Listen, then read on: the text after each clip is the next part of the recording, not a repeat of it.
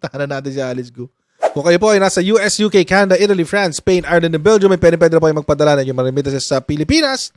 Gamit po ang Sendwave. Ang gagawin nyo lang ay download ang Sendwave app. Gawa kayo ng account, gawa kayo ng account details at gawa kayo ng account at pwede na kayo magpadala sa Pilipinas sa Pilipinas sa pamamagitan ng GCash, mga pawn shops at iba't ibang mga bangko rin sa Pilipinas. At kung gagamit niyo po ang Sendwave for the first time, lagay niyo lang yung aking promo code dyan na Coach Jarrett para makakuha kayo ng karagdagan $20 free credit. Ayan, kaya gamitin na sa Sendwave for all of your remittance needs. Alright. Oh, ito yung pagbaba ni Alice Gu sa eroplano. Yan o.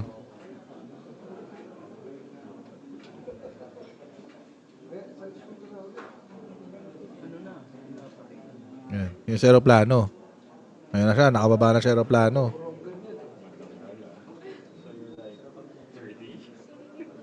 Hindi ko pa tinatanggal yung sa sa Rappler, pero at least yan, nakababa na sa eroplano. Saan na? Yun o. Yun o, nakababa na. Yun o. Special o.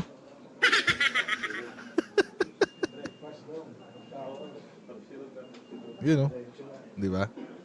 Ayan. One down. Social white dress. White dress ka. Social eh. Hindi, parang hindi naman gown. Parang hindi naman siya gown. Parang siya yung, ewan ko, anong tawag sa damit na gano'n, yung parang tanga. Pero formal, parang formal wear. At least, di ba, doon naisip niyang magpaka-formal. Kahit pa paano. Wait, pakita ko sa inyo yung sinabi ni Bureau of Immigration. Tuloy lang natin yan yung Ayan o.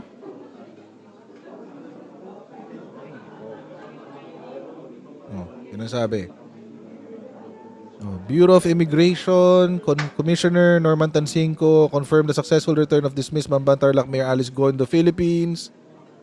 Go arrived at Ninoy Aquino International Airport at approximately 1:30 a.m. on September 6 aboard a special government flight.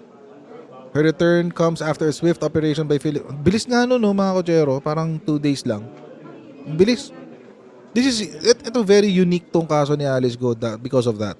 Parang napakabilis ng kanyang pagproseso. Philippine immigration authorities in Jakarta ensured that Go was able to board her flight back to the country. She was ordered return to the Philippines by Indonesian immigration after Indonesian police arrested her in an apartment early morning of September 4.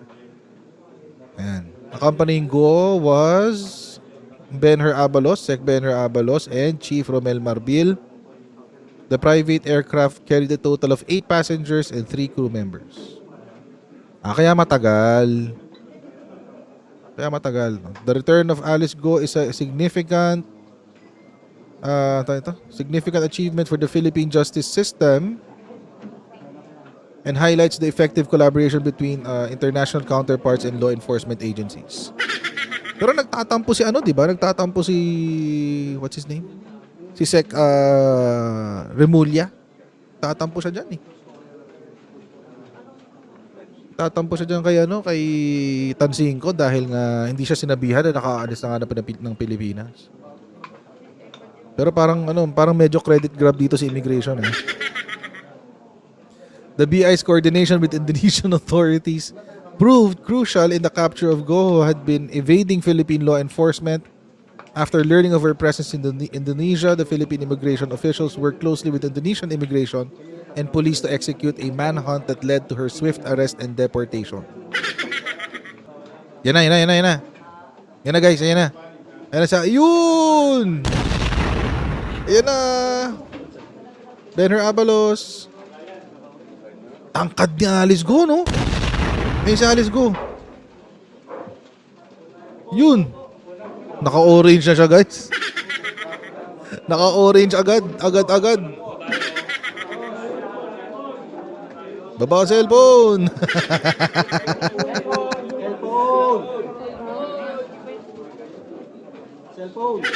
Ayun, yun si Alice Go. Pak.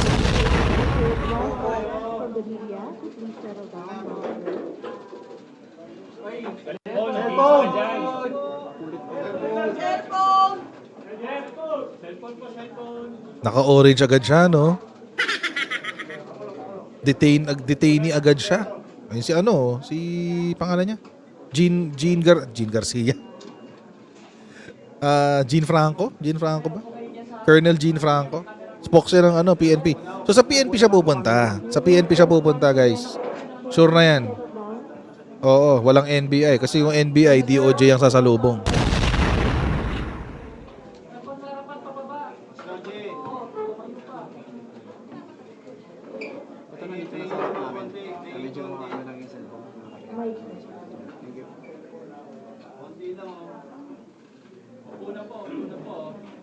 Jean Fajardo, di ba? Jean Fajardo.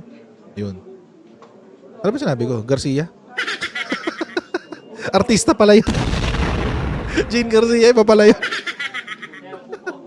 Iba pala yun, oo. Yung cellphone mo ate.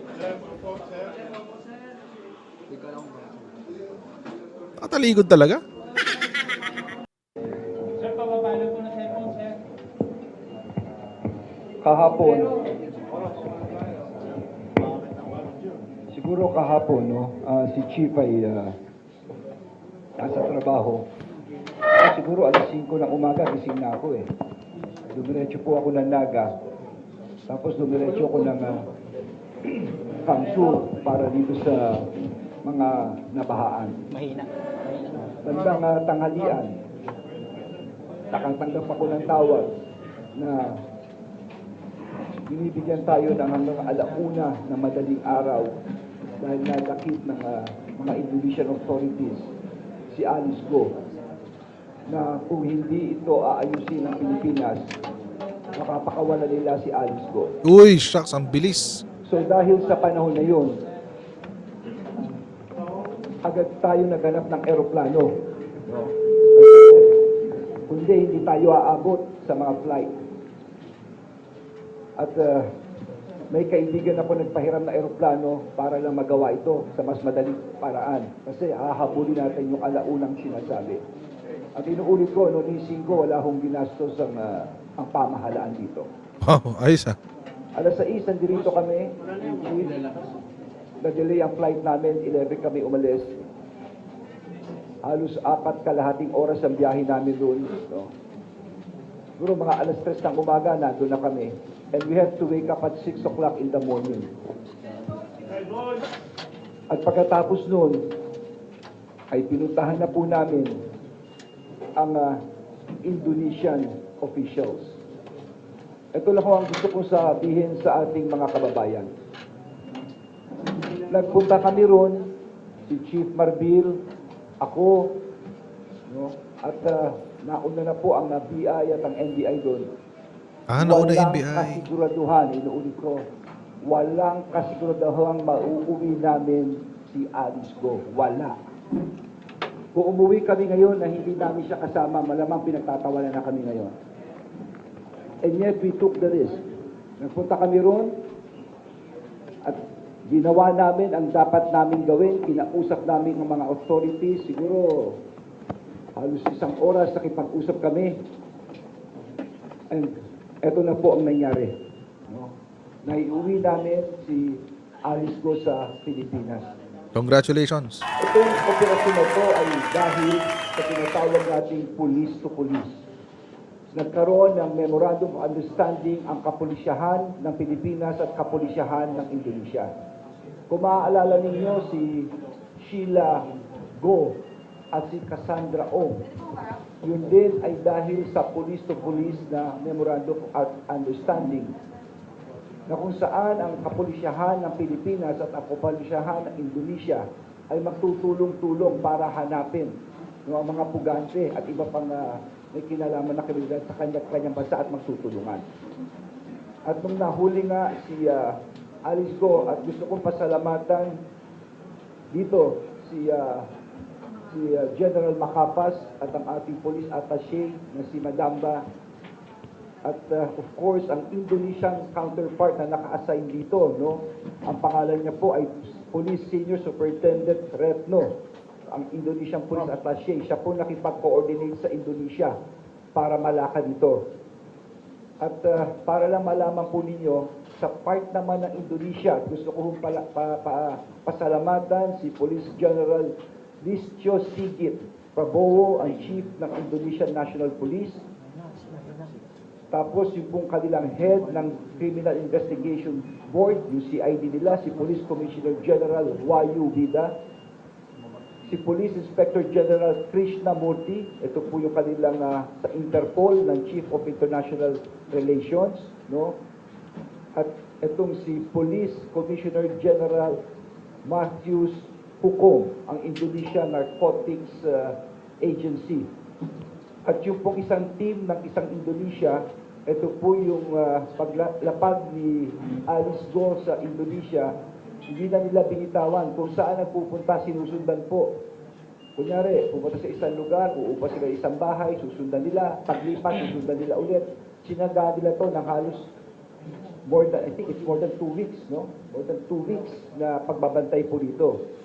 Ito po si Police Senior Superintendent Odi Laturon, ang Chief ng International Crime Section ng Interpol ng Indonesia.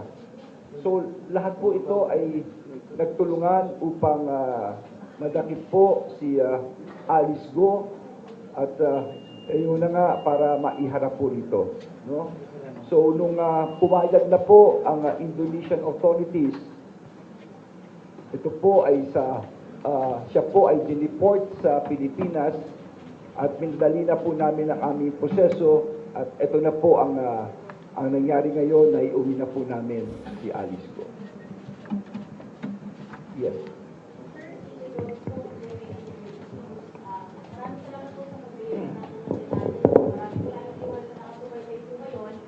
Pero malaki pong tanong and request po para po sa mga kababayan natin, maaari po ba nating iharap si dismissed Bamban Mayor Alice Go? Opo. Game. Harap nyo. Ito po yung inaabangan po natin, no? Wala, ayaw nyo humarap. Ba't Starbucks yung bag? Wala, ayaw nyo humarap. Ayaw nyo humarap. Tigas naman ang face locks nito.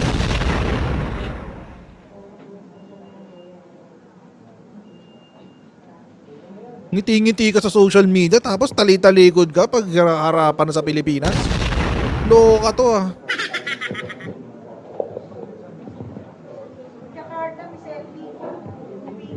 Ngiti-ngiti sa picture eh. Tapos kapag yung harapan na wala. Anak ng tipaklong.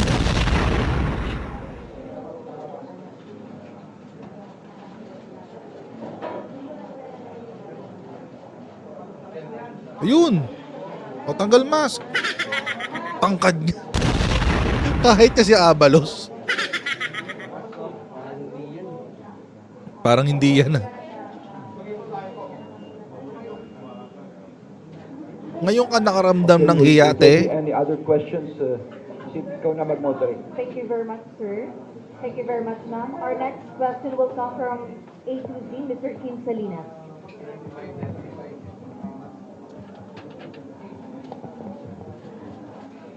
Good morning mga sir. Sir, medyo kumakalat yung picture po ninyo with Mayor Alice Go. So kung saan masaya kayo with GPNP. Ano Correct. po yung masasabi niyo po dito kasi medyo nagba-viral sa social media, sir? Well, salamat sa pagtanong mo. No? Alice, naririnig ko yung sinasabi. Okay. Nag-request si Alice na kausapin kami yung dalawa ni Chief. At sinabi niya nga na meron siya mga death threats.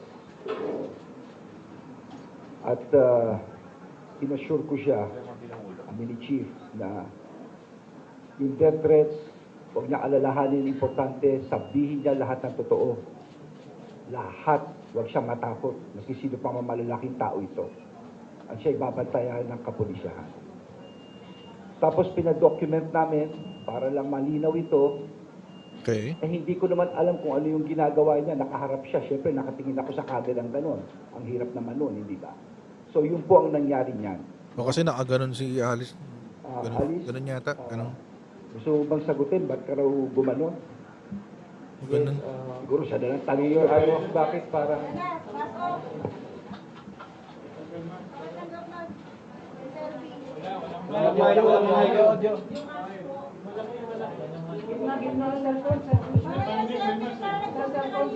Kino-confirm ko po ang lahat po na sinabi po ni Secretary na meron po akong death threats po at humingi po ako ng tulong po sa kanila at masaya din po ako na nakita ko po sila.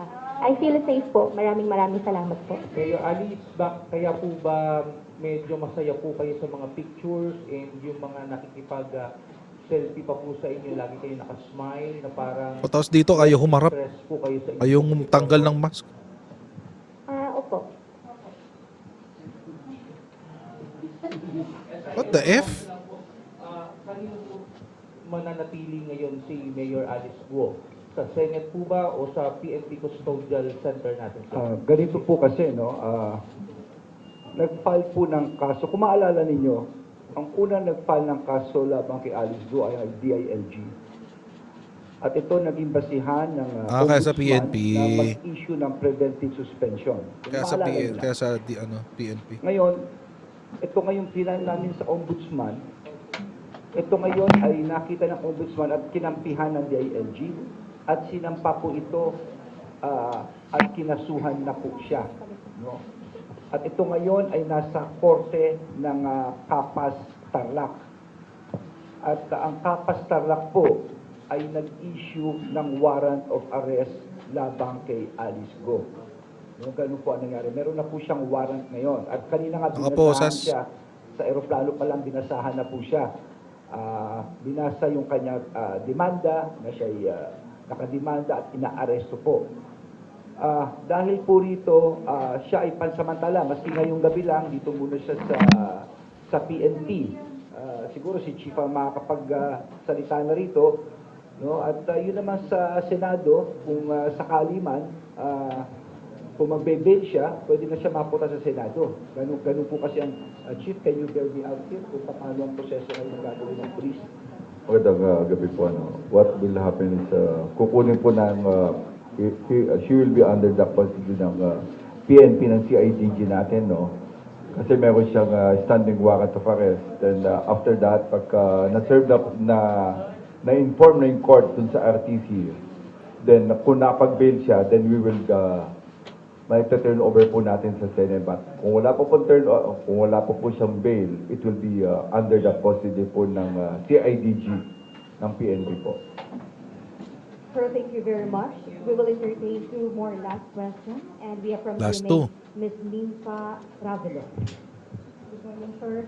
Sir, Lisa Ravelo from DBWD. Pa-explain lang po para sa ating viewers and listeners.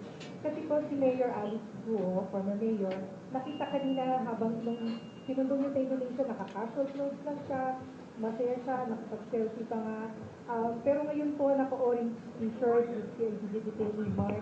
Pakipaliwanag lang po. At nakaposas po ba siya yung ba yung tinatakpan niya ng white jacket? Yes, nakaposes po siya ngayon. Nakaposes. Ganito po kasi yan, nung pagpunta niya rito, binasahan po siya sa aeroplano ng Miranda ng rights. kanyang kaso. No, kasi nung umalis kami, wala pa ho yung warrant. Ngayon ang araw na to dumating. So, binasahan po siya at minagshot po siya doon sa loob. Kinuna siya ng medical record, etc. Nag-fingerprint, nag-ano. At doon na ho nilagay yung CIDG na t-shirt. Ganun po yun. Sir, thank you very much. Our last question will come from DZRH, Okay, Mr. pagpapigyan mo na yung Don dalawa. Casas. Isa ba sa inyo dyan o ano? Pareho sino ba yun? Sir, last question po will come from DZRH, Mr. Nochi Casas.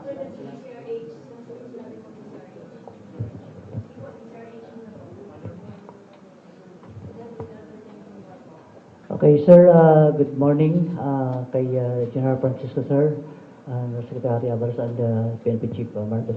Sir, itong pagka-aresto kay former Mayor Alice, meron po ba itong kinalaman din, sir, sa may politika po ba ito na involved din dito, sir? Ganito lang po yan, ano? Kaya importante sa amin na magpunta sa Indonesia ni Chief. Kamukha na sinabi ko sa inyo kanina, wala kaming kasiguraduhan makukuha namin siya, inuulit ko. At ang mabigat nun kung babalik kami rito na hindi namin dala si Alice ko. Katakot-takot ng kritisismo yan. Ngayon, bakit namin ginawa ito?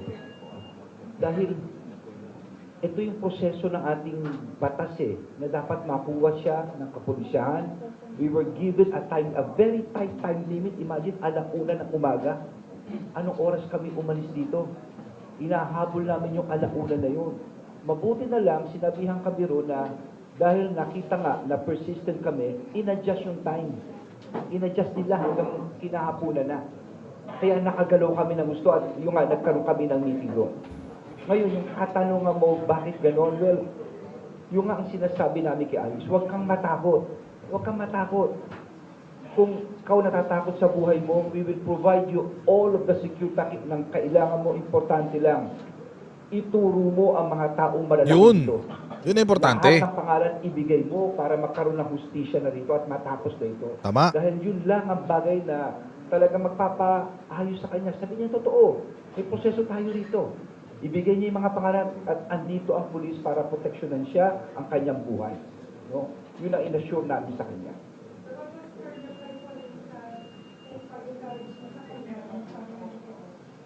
Well, siguro tanongin niyo siya. No? Tanongin niyo siya. Pero parang nakita mo naman doon sa picture niya kanina, parang she felt relieved. Alice, can you answer that? Oh, wala rin yung lawyer niya. That's her human rights. No? Okay. Commitment na sasabihin niya yung yun lang ang sinabi ko, yun ang pinayo ko sa kanya. Huwag siyang matakot, sabihin niya yung totoo. No? Yun lang. At we will take care of her security. Yeah.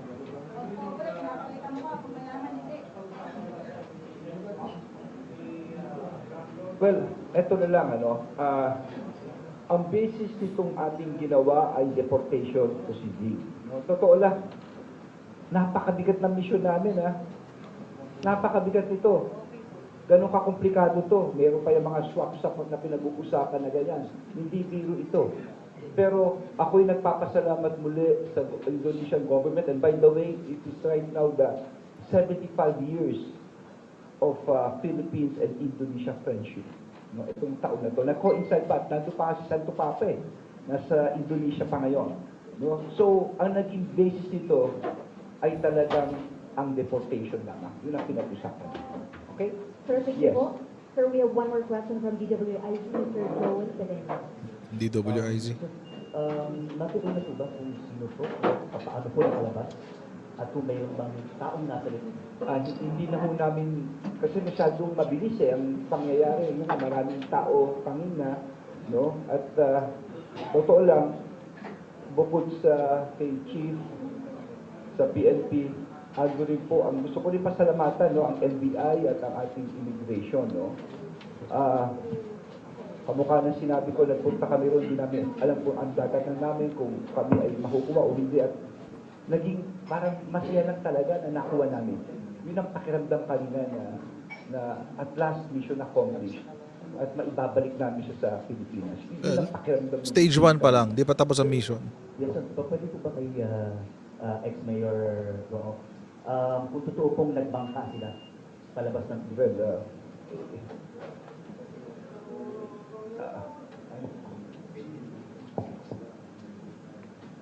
Pang Senate hearing yan, di sasagot yan.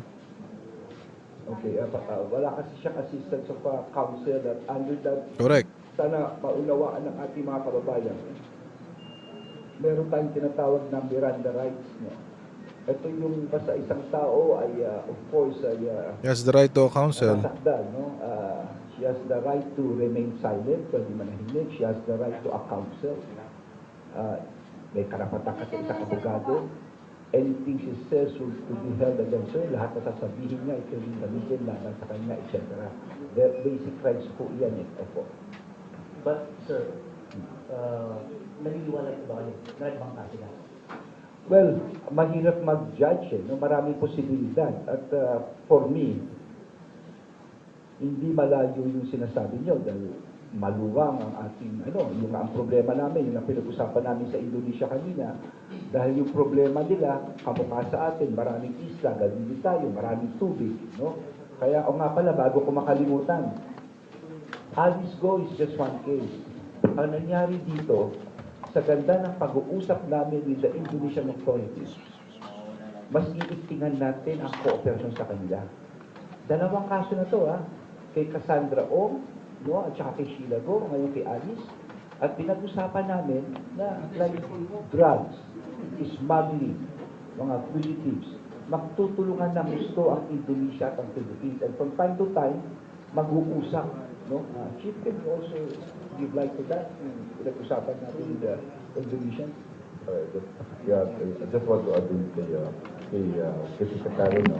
What happened kaya ito na nahuli is because of yung mutual agreement namin, mutual understanding between the Philippines and the Philippine National Police and the Indonesian National Police. Kaya kami hinahabol po namin ni Secretary kasi wala naman siyang kaso. Wala siyang kasong kriminal and it's only contempt.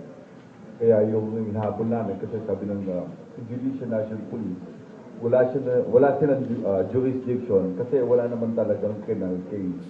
So what happened, hinahabol po namin and at least kahit na paano napag-usapan sila to take care of dun sa ano natin. And kaya nga nagkakaproblema kami kasi since walang kaso at nahihirapan na rin yung Indonesian National Police kung paano lang i-hold na matagal. At kung sabi mo, I just want to add, no, kaya nag-ismal kanina, in the first place, wala siyang kaso noong that time. During that time, napaalis na kami sa airport at we received yung warrants of arrest coming from the RDC ng Tarlac. But the rest is, it's more of yung babae confiding at us na kung ano talaga nangyari, kung sino yung mga nagkakaroon siya ng death threat, yung mga problema niya. And it so happened na nakuhanan kami ng picture, maybe I don't know kung sino kumuha ng picture, but it's more of na ano talaga, natutuwa siya talagang iba yung person na makikita natin and feels comfortable. And I guess ito po yung nangyari sa atin. So, ito po, it's more of, sabi natin, cooperation. Ang nangyari po dito, I just want to add, no, ang nangyari kasi dito, it's coming from, kaya nahirapan yung Indonesian National Police because from Indonesia, she went to Malaysia and Singapore. So, paikot-ikot. And they took, sabi ko nga, it's really a God's choice na chance na lang talaga nakuha nila. Ang, just they took a risk, so they opened one of the houses and doon nagtatago siya. Kaya yun po yung nangyari. So, tama po yung sabi niya, it's really more for mutual agreement between us. Kaya lang nga, sinasabi nga ng Indonesian National Police, you have to go there right away because they have no case. We cannot hold them for quite a while, more than 24 hours. So po ito po yung nangyari sa kay Alice Go. Sir, thank you, Chair. Idadagdag ko lang, no? Ano na sa mga nakikinig nyo, napakahirap na maging pugante ka sa ibang bansa. Tandaan niyo. At yun ang pinag-usapan namin sa Indonesia. Bakit? Yung Interpol, yung International Police ng Pilipinas, ng Indonesia, ng Singapore, ng Malaysia, masasaling pwersa yan. Kung anong nangyari rito ngayon sa Indonesia at Pilipinas, yan ang mangyayari sa lugar na ito. Talaga magtutulungan. Yun po ang napagkasunduan natin. Sir, thank you very much. Thank you very much. We have last one question for the Yeah? That's it? That's it? Well, actually, Meron pa? yung swap na sinasabi ninyo is that hindi naman masyadong, hindi na pag-usapan no? It was just bypassing lang na sinasabi lang nila na I think as far as Indonesia is concerned, it was mentioned that yung death penalty for that person, I think his name is Has, hindi nila kinukonsider. Pero it was never the basis nitong pagbalik kay Alice. Hindi dahil may swap. I want to make that very clear. It's not because of that. It's because of the deportation. Okay? Sir Joanna Balyaran from GT Press. Hindi pa tapos. So you're Alam mo, saying, last two na yung kanina. you're saying kanina na you're going to protect Alice. So you're saying po ngayon na there are bigger people or syndicate behind her, and she's not the No, leader no. of the crimes that she... Oh, no, teka muna, do not put words into my mouth. Ha? Just Simple lang ang clarify. sinasabi ko. Sinabi ni Alice, natatakot siya sa buhay niya at kaya siya umalis dito sa bansa. No. Natatakot siya, maski siguro natatakot siya. Sabi namin, kung matakot, sabihin mo lahat at poproteksyonan ka ng pulis ang buhay mo. Ha? Ganun kasimple lang yun. Okay? Ganun lang kasimple yun. Ang importante, malaman natin ang totoo na nangyari dito. No? At ang importante na rin, dahil sa ganyang sitwasyon, magkaroon siya ng comfort na huwag siya matakot. Protektado siya as far as the PNP is concerned. Sir, is she a Chinese spy, sir? I'm not sure. Hindi ko alam. Hindi ko talaga alam ko ang nationality na po. Maraming salamat po. Okay? Yun. Maraming salamat po. Talagang hindi siya humarap, no?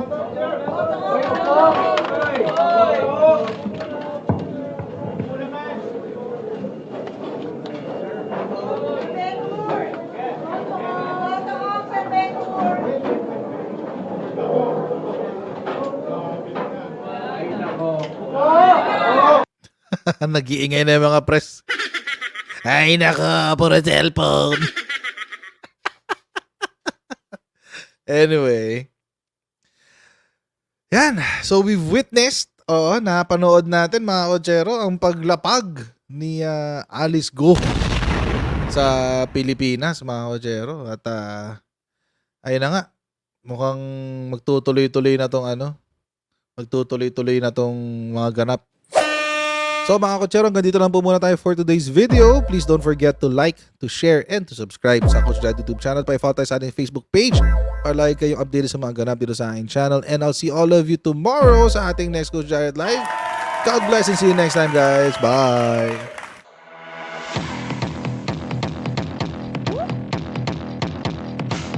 Pag ganun, huwag natin gawing tanga mga Pilipino. Mas maganda kasi nasa lugar ka ng tama kaysa yung pinipilit mo yung pagkakamali.